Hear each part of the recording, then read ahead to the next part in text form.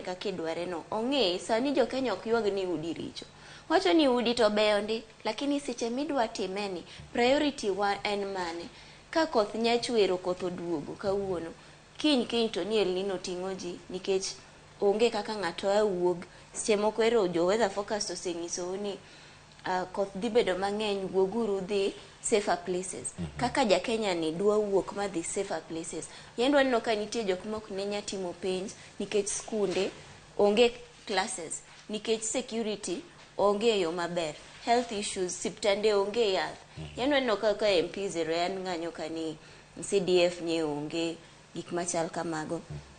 Priorities wa ema onego bed ni wang'iyo ni to sani utegi ema wadwaro ndi, to kose wadwaro yadh siptan, to kose wadwaro ni January jo form 1 obed ni nyalo dhi e school, to jonyuol nyalo afford tero nyithinde e school.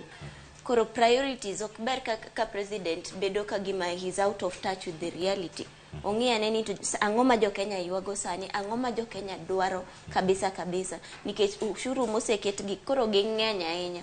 Mochopo point ma waneno kiwacho ni cost of 87% mar Kenyans ose-cut on their costs and their spending and all. Koro serikal ni odwa yudo pesa gi kanye koketo ni osuru emodwa chomogo jo Kenya ter.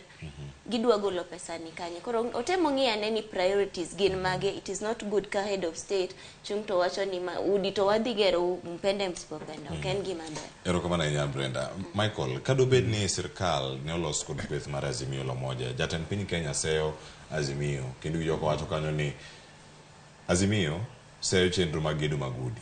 Kado bed ni gin bende giloso sirkal, ne gintiere kod weche mag gero udi ma nengo gi oyweyo. Wacho ma nengo gi ogonyore, mano affordable housing, kendo gin gi chenro mar choko omenda machalo kama. Bende jatend piny Kenya ni kare, to bende higa achiel tok chako chenro machalo kama, bende ni gimoro makare kowinjo kowuok kuom jatend piny Kenya, kose nitie tich monego bed ni dhi nyime. Aduoko ma oneno kacha ka oduoko jo Azimio